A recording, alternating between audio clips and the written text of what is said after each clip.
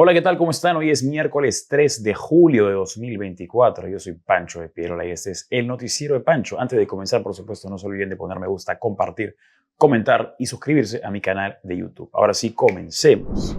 Arrancó el juicio de Keiko Fujimori. Esto fue el día de antes de ayer, el lunes. Pero ha habido un par de temas que han logrado llegar a los titulares como lo más importante. Vamos a repasar algunos puntos. Este juicio involucra a Keiko Fujimori junto a 45 personas más. 30 años es lo máximo que se está pidiendo para un grupo de personas, incluida a Keiko Fujimori, y lo mínimo de cárcel que se pide es de 4 años. También se está pidiendo la disolución del partido Fuerza Popular. Una de las cosas que llamó la atención fue lo dicho por Keiko Fujimori al fiscal José Domingo Pérez. Dijo: si quiere seguir haciendo política, que se inscriba como candidato. Esto lo ha dicho porque el señor está un poco embriagado de atención. Recordaremos que el día lunes se apersonó al juicio con un chaleco antibalas como si alguien fuera a dispararle con un AK-47. El señor creo que está un poco confundiendo cuál es su rol como fiscal y está actuando más como víctima, como político. Le encanta ser el centro de atención. Dijo también Keiko Fujimori: hemos visto que el fiscal José Domingo Pérez ya perdió el juicio. Lo que hemos escuchado es un discurso netamente político. No hemos escuchado argumentos mínimos, fue lo que dijo Keiko Fujimori. En parte no se equivoca tanto, porque este juicio comenzó ya hace casi 10 años y el señor todavía no tiene nada, no ha podido probar nada. Además, si está tan convencido de que puede continuar con este caso, ¿por qué es que el año pasado trató de convertirse en juez, pero no lo logró porque jaló el examen? Y sobre el cargo público, yo creo que este señor sí puede postular, sí va a postular, sí está en sus intenciones o lo está evaluando. Un partido como el Partido Morado o un partido afín perfectamente podría jalarlo a sus filas y con el discurso antifujimorista que lo describe perfectamente, podría tranquilamente ser elegido como diputado o tal vez como senador. Solamente que en el segundo, en que se inscriba a un partido o en que acepte la invitación, como invitado, valga la redundancia, estaría afirmando lo que se ha dicho en los últimos años, que el señor, más que un fiscal, es un operador político. El influencer Mark Vito también llegó a los titulares. Sobre José Domingo Pérez dijo: quiero ver su cara cuando sus mentiras se caigan. Ahí podré morir en paz. Se las da un poco de héroe el señor, ¿no? ¿Qué cosa es? Alfonso Ugarte. Lo que también fue portada del día lunes es que Mark Vito llegó al juicio con una novia 20 años menor que él y físicamente no tan distinta a Keiko Fujimori por sus rasgos con cierta ascendencia semejante. Parece un poco sonso el señor, ¿no? Parece que estuviera haciendo esto a propósito, que no se diera cuenta o lo hace para llamar la atención. O tal vez estamos minimizando a Mark Vito. ¿Qué pasa si el señor se presenta justamente como aquello que quiere demostrar, como un sonso, como un tonto? De esa manera, el valor de su caída perdería peso.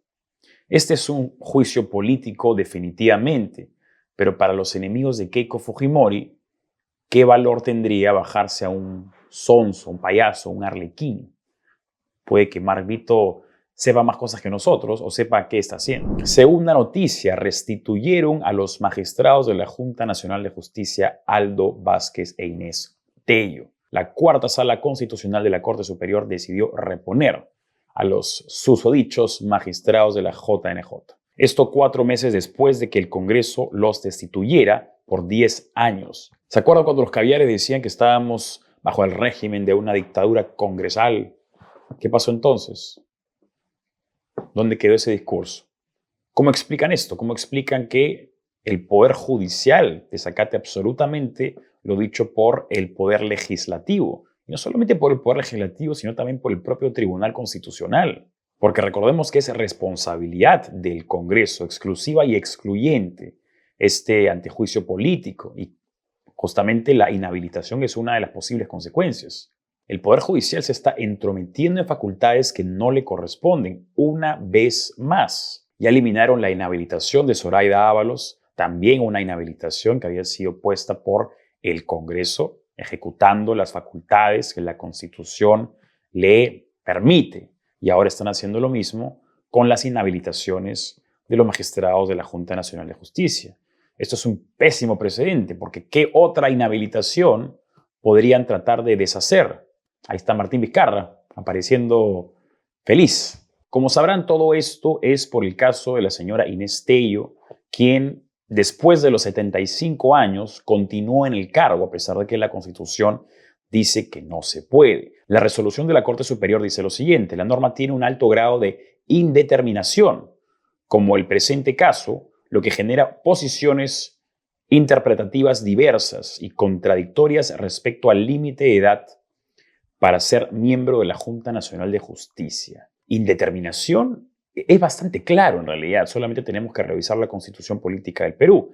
En el artículo 156 de la Constitución es muy claro, dice: para ser miembro de la Junta Nacional de Justicia se requiere ser mayor de 45 años y menor de 75 años. Esto es lógica matemática, no es tan complicado. Para ser miembro hay que ser parte de ese grupo etario, mayor de 45, menor de 75. Si no se es parte de ese grupo etario, de ese rango de edades, entonces no se puede ser miembro de la Junta Nacional de Justicia. Quienes defienden a Inés Tello y a Aldo Vázquez se apoyan en un informe de Servir. Servir es la Autoridad Nacional de Servicio Civil, que funge como una especie de recursos humanos del sector público. Pero dentro de sus funciones, la función que no está es la de ser el máximo ente de interpretación de la Constitución. Esa función le corresponde al Tribunal Constitucional. ¿Y qué dijo el Tribunal Constitucional el 23 de abril de 2024? Vamos a leerlo. Los actos que el Congreso de la República realiza en ejercicio de sus competencias exclusivas y excluyentes materializan los mandatos de la Constitución política, de manera que gozan de presunción de constitucionalidad, en la misma medida que las leyes que emiten gozan del principio de presunción de constitucionalidad de las leyes. ¿Qué quiere decir esto? Que las decisiones que tomen los congresistas en la función de su ejercicio deben ser tomadas como constitucionales. No solamente están faltando a la Constitución, sino que están interpretándola a su antojo, cuando es el Tribunal Constitucional quien funge de primo inter pares entre los poderes del Estado para justamente poder observar y poder tomar decisiones cuando haya este tipo de interrogantes, decisiones que ya zanjó el Tribunal Constitucional. Pero estamos en dictadura parlamentaria, ¿no? Bueno, ONGs y jueces. Las ONGs están dando de qué hablar hace ya un tiempo porque hay un proyecto de ley que busca que haya mayor transparencia en cómo es que estas organizaciones no gubernamentales reciben dinero, cuánto reciben, de quién reciben, para qué reciben ese dinero y en qué verdaderamente lo gastan. Según reportaje de Contracorriente, el dominical de Willax, la ONG IDL habría dado capacitaciones a jueces y fiscales, pero son capacitaciones fantasmas. ¿Cómo es eso? Tanto el Poder Judicial como la Academia Nacional de Magistratura han negado que exista algún acuerdo o vínculo con la ONG progresista. Pero en la declaración anual de IDL aparece una capacitación a operadores de justicia apoyado por la fundación estadounidense Tía Nero por la suma de $150,000.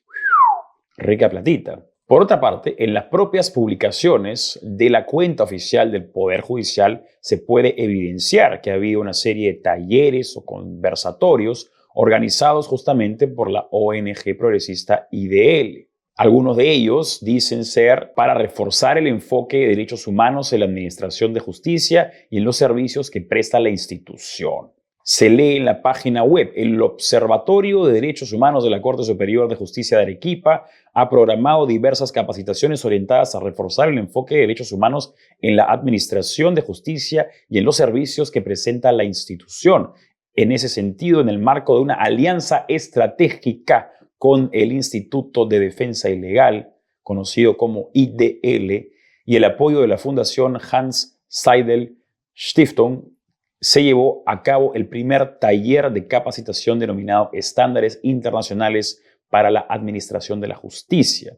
Este evento se llevó a cabo el 4 de junio de 2021. Pero como mencionaba, también hay una serie de conversatorios y talleres y todos cuentan con el apoyo de IDL. Tenemos, por ejemplo, retos y desafíos legales de actualidad en materia de derechos de los migrantes en el Perú. ¿Y qué dice arriba a la izquierda? IDL Revista. Hay otro llamado Estándares Internacionales para la Administración de Justicia. ¿Y qué dice arriba a la izquierda? IDL. Otro que dice el Derecho Internacional de los Migrantes y del Refugio. Y arriba a la derecha que dice IDL. ¿No es esto acaso un conflicto de intereses? Esta es una organización que tiene absolutamente una agenda política. Defiende solamente a sus aliados, defiende solamente sus ideas. Y esta ONG está colaborando con jueces y fiscales, quienes más adelante o durante este periodo de tiempo toman decisiones importantes acerca de personas con las que IDL difiere. Para Catherine Ampuero, ex procuradora anticorrupción, esto sí es un conflicto de intereses, dijo. Si IDL está realizando convenios con el Poder Judicial o con cualquier corte superior a nivel nacional para dar capacitación a los jueces, ya estaríamos hablando de conflicto de intereses. Pero ¿por qué nadie, salvo Willax, se atreve a mencionar esto? ¿Por qué nadie se mete con el señor Gorriti? ¿Es porque el señor carga con pistola, como se evidenció recientemente en una foto donde el señor estaba en el Club Villa? ¿O es porque se dedica a denunciar a todas las personas o empresas que se meten en su camino? Como es el caso justamente de Contracorriente, el dominical de Willax, que ya ha sido denunciado 3 veces justamente por IDL. Pero te quieren hacer creer que este señor no tiene poder. Hablemos de Guillermo Bermejo. 2 cortitas de Guillermo Bermejo. Ayer continuaba el juicio oral por el delito de afiliación al terrorismo al congresista Guillermo Bermejo, elegido por el partido Perú Libre. De acuerdo con la tesis del Ministerio Público, el parlamentario habría tenido vínculos con los cabecillas senderistas Quispe Palomino en la zona del Braem entre los años 2008 y 2009 para recibir capacitaciones tanto teóricas como prácticas. Lamentablemente esta noticia pasa un poco desapercibida. Hay bastantes cosas pasando en el país. Por otro lado, admiten pedido del Poder Judicial para que ex asesores de Guillermo Bermejo paguen 50 millones de soles en reparación civil. Esto en el marco del proceso seguido contra la presunta organización criminal integrada por el exdirector ejecutivo de la Autoridad para la Reconstrucción con Cambios, Robert López López. También son sindicados en esta presunta organización los ex asesores del congresista Guillermo Bermejo, Francisco Jaime Jara Aguirre y Yul Osterling Valdivia Beteta, así como otras 37 personas. En el caso de Guillermo Bermejo, también es investigado, pero por la Fiscalía, porque el señor es un congresista y es aforado. Y en todo caso, si es que esta investigación continúa, tiene que haber primero una denuncia constitucional. Vamos a ver qué pasa con el camarada Che. Y una cortita final sobre el chino Alberto Fujimori. Recordarán que hace una semana el señor se cayó de la escalera, tuvo una dificultad en la cadera y lo llevaron a la clínica. Por supuesto, los enemigos de Fuerza Popular dijeron mentiras, patrañas, se está inventando, justamente porque coincidía con el pedido de la Corte de Chile para ampliar su extradición. Pero lo cierto es que el señor sí fue a la clínica y Keiko Fujimori el día de ayer anunció que la operación fue exitosa y que ya se encuentra mejor. Incluso compartieron una fotito. ¿Postulará el señor Alberto Fujimori o no postulará? ¿Qué opinan ustedes? Eso fue todo por hoy. No se olviden de poner me gusta, compartir, comentar y por supuesto seguirme en mi canal de YouTube. Chao y hasta mañana.